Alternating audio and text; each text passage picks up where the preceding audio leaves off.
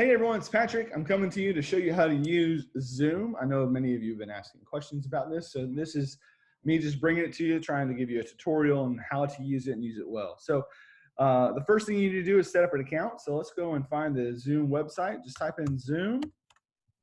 It's going to be this very first one. Go to meetings, I guess above it is an ad, but make sure you click on the Zoom. From there, if you have never signed in, you got to sign up for free. Now, it's a great thing is that this Zoom account will give you about 40 minutes of time to video conference with whoever you really want to. If you have already signed in, go ahead and click this sign in button, but I'm going to do the tutorial on the ones who have not made an account yet.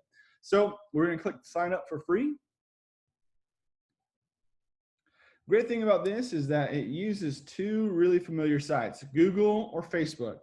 I actually prefer these methods, or you can just type in your email address and make your own different password for this account as well. But for this purposes, I'm going to use sign in with Google. So I'm going to click that, and I'm going to do use another account. So you just type in your email address, then you type in your password, and then you're all set up. It's that easy. So it's a really easy thing to go ahead and get set up. And then from there, as you see, I have already actually created a meeting before, so I'll make sure I don't want to have that one right now. But we want to make sure that you know how to become a host. So we want to schedule a new meeting. So we hit that button under this new meeting. You have so many different options you can do. So for the purposes of this video, we're going to, under the topic, type in community group.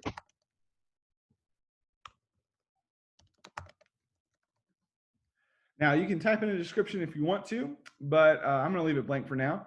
Well, now, this is a very important part. You see this entire section, when, duration, and time zone. So before we even get to the when, we want to make sure this time zone is correct. Now, right now, you see it's in Pacific time zone, and right now we're in Texas, so we're in Central time zone.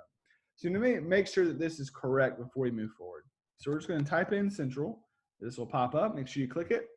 And now we can set the correct time. So I'm going to set this meeting for tomorrow, March 27th. At, let's do 6 p.m. And the duration I'm going to make for 45 minutes. Now, remember, I said that it will only allow you to do about 40 minutes. It will give you about a 10-minute countdown. So if that happens, don't be scared. At the very least, it'll just kick you off, and then you can actually create a new meeting very easily and hop right back on. So another feature this has is a recurring meeting. So if you know that you're going to be meeting on a week-to-week basis for a while, this may be a really great feature for you to click. So we can click this, and it has a couple of different options. It has the weekly, daily, and monthly.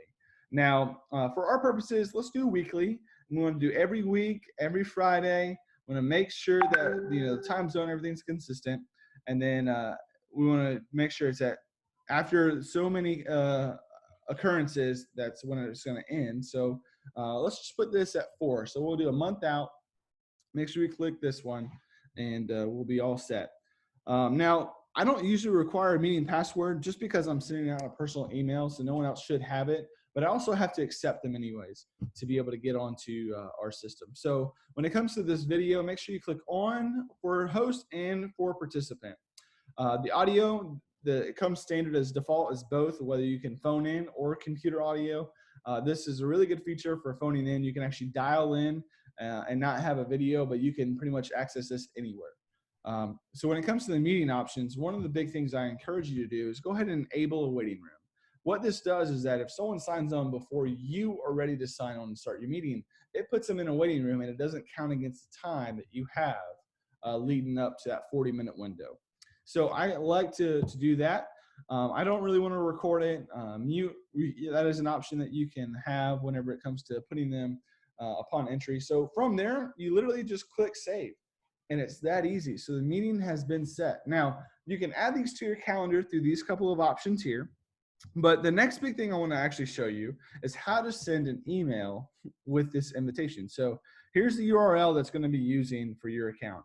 Make sure you copy the invitation. So we're going to copy the meeting info and see it copy to clipboard. And then what you're going to do is you're going to just pull over to your email account. So I have one set up right here. We'll just go ahead and paste that information in. I'll just type in my name here, send it to myself. You can type in the subject of the Zoom meeting. And the great thing is that this link right here will work for all of those reoccurring meetings that you have. So it's really easy to use.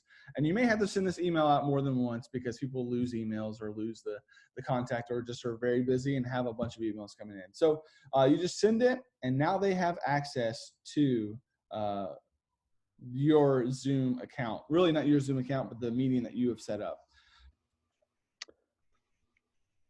So that's how you can sign up for an account. Now, the biggest thing that we're going to see is whenever you go to your home screen, whenever you start the meeting, you're going to have a menu at the bottom of your screen. I know you can't see that right now, but there's two things that I want to point out to you. The first one is the bottom left-hand corner is a mute button. Make sure you hit that if you want to mute all the surroundings. So you may have kids running around in the background, or you may have different things, cars going by or trains going by, different things that can happen that can be distracting to the rest of the group. So you have an option to mute yourself. You also have an option to stop your video. Now I can do that, and it just shows it just like this. You usually put a letter up there, and it's a very simple thing to do. Now, one more thing I want you to do is if you're a host, you're going to see this green button that says screen share. Now, what I want you to do is hit the drop up button next to it, hit advanced screen sharing options, and then click on the second question that says who can share. Click only hosts. What this does is actually give you an extra level of protection when it comes to really the security of this whole Zoom account. So that way people can't hack on and do different things while you guys are trying to meet with, whether that's your students, your community group, or anything, or any other meeting that you're trying to have. So thanks again for everything, and hopefully it works out. Talk to you soon.